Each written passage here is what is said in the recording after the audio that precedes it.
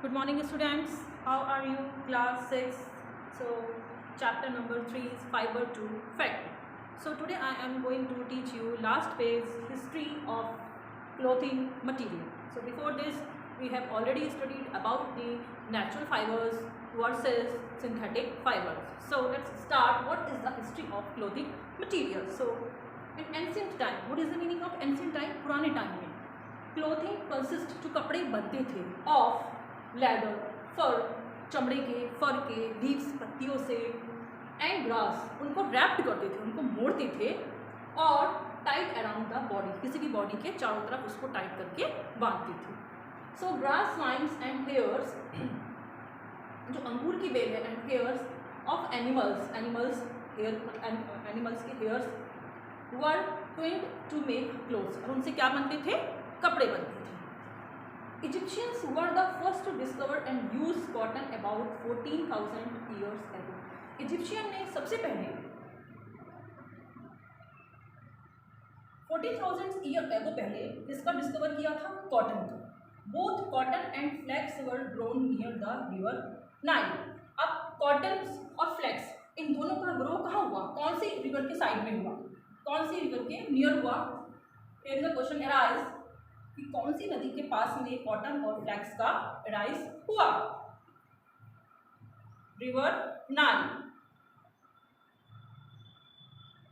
Nile river के near. So the early Indians also cultivated and used cotton clothes. अब धीरे धीरे करके आते आते इंडियंस ने भी कॉटन का यूज़ किया, उसको उसकी खेती करना स्टार्ट कर दिया, उसका कल्टिवेशन स्टार्ट कर दिया. सो the cotton plants were grown on the banks of river Ganga. What is the meaning of this line? It means कि जो कॉटन के प्लांट्स हैं उनको कहाँ ग्रो किया गया? उगाया गया on the banks of river Ganga, Ganga की नदी के किनारे. For more than 3,000 years, 3,000 साल से वहाँ पर गंगा नदी के किनारे उसका प्रोडक्शन, उसका ग्रो, कॉटन का ग्रो किया जाता है. So and around 30,000 BC, sewing needles were invented. It means कि 30,000 BC अराउंड, लगभग 30,000 BC के लगभग स्विंग नीडल्स, स्विंग आपने देखी होगी, नीडल्स जो होती है, वर्ड इन्वेंटेड, उसका आविष्कार हुआ था. इन्वेंशन मीन्स आविष्कार. The remains of needle made of animals bones, और बाकी की जो निडल्स हैं वो किससे बनी? ऑफ एनिमल बोन, एनिमल्स की bones. And ivory were discovered by archaeologist in Russia. Ivory means हाथी दांत. What is the meaning of ivory? Ivory. This is the ivory. हाथी दांत, आपने बहुत सारी चीजें देखी होंगी जो हाथी दांत की बनी हुई होती हैं. IVORY, हाथी दांत से देखा होगा आपने. Sorry,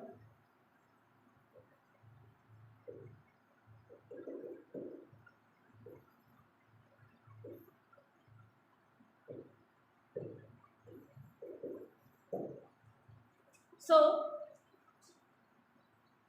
these were supposed to have brought about a revolution in the types of clothes worn. It means ये क्या है कि यहाँ पर हम ये कह सकते हैं कि brought about the types of clothes worn. It means कि कपड़ों का revolution यहाँ से एक तरीके से स्टार्ट हुआ है, कपड़ों की क्रांति. So stitches clothes began to be used. Stitches मतलब सिले हुए कपड़े, उनका यूज़ किया गया इन इंडिया में अराउंड द 14th सेंचुरी. लगभग 14वीं शताब्दी के लगभग उसके पास में, 14th सेंचुरी के पास में स्टिचेस कपड़ों का हमने यूज़ करना स्टार्ट किया. Western clothes become popular in 20th century. और जो हम ये वेस्टर्न कपड़े से आजकल पहनते हैं, पश्चिमी कपड़े, मतलब इट मीन्स वेस्टर्न क्लोथ्स, वो पॉपुलर कब होना स्टार्ट हुए? वो 20th सेंचुरी में. So but even now unstitched and a single large pieces of cloth is used. Even मतलब नाउ, अभी आपने देखा होगा मार्केट में कि बहुत सारे अनस्टिच कपड़े आते हैं, जो स्टिचिंग जिसकी नहीं हुई होती है, वो नहीं सिले हुए होता है. And a single large pieces of cloth, कपड़ों का जो सिंगल लार्ज, इट मीन्स जो अनस्टिच कपड़े होते हैं, बड़े बड़े लंबे लंबे, इज यूज, उनका यूज़ किया जाता है both by man and womens as a dhoti. Ladies और जेंट्स दोनों के द्वारा इसका यूज़ किया जाता है, जैसे कि धोती, टर्बन, पगड़ी आपने देखी होगी, और साड़ी. विमेंस वगैरह आपने देखा होगा यूज़ करती हैं साड़ी के लिए, जेंट्स वगैरह यूज़ करते हैं धोती, turban. In Africa also, this type of single large rectangular pieces of cloth is wrapped around the body and used as clothing. In Africa में आपने देखा होगा this type of single large rectangular pieces of clothes. It means कि single बहुत बड़ा rectangular shape में जो वहाँ पे क्लोथ्स कपड़ा है इस रैप्ड, वो रैप्ड रहता है, मुड़ा हुआ रहता है अराउंड द बॉडी, बॉडी के चारों तरफ, एंड यूज्ड एज क्लोथिंग, और उसको क्लोथिंग के रूप में भी हम वो लोग यूज़ करते हैं। ये कहाँ पर होता है? अफ्रीका में। सो क्लोथ्स प्रोटेक्ट अस। अब क्लोथ्स क्या काम करते हैं बेटा? Cloth protect us from heat. Cloth हमें किस चीज़ से प्रोटेक्ट करते हैं? हीट से। आप जानते हैं अच्छी तरीके से, हीट से, सर्दी से, कोल्ड विंड हवा से, एंड रेन बारिश से। So it also protect us from insect bytes. It means कि हमें कोई कीड़ा मकोड़ा ना काट ले तो हमारे जो क्लोथ्स होते हैं वो हमें उससे भी प्रोटेक्ट करते हैं। Cotton clothes keep us cool during summer, and cotton के जो कपड़े होते हैं, जो कॉटन के क्लोथ्स होते हैं जो हम पहनते हैं वो हमें कूल लगते हैं, ठीक है, मतलब हम थोड़ा सा उनको पहन के हमें गर्मी कम लगती है थोड़ा सा ड्यूरिंग समर, जब हम उसको गर्मियों में पहनते हैं। एंड वूलन क्लॉथ्स, और जो ऊनी कपड़े होते हैं, keeps us warm during winter. Winter में जब हम वूलन के कपड़े पहनते हैं, वूलन क्लोथ्स पहनते हैं तो हमें ठंडी उससे नहीं लगती है। रेन कोट जो आपने जनरली देखा होगा, बारिश रेनी सीजन में हम लोग उसको कैरी करते हैं, पहनते हैं उसको। कीप अस ड्राई फील करते हैं ड्यूरिंग द रेन, जब बारिश आती है। So synthetic clothes are used frequently since they are durable and easy to maintain.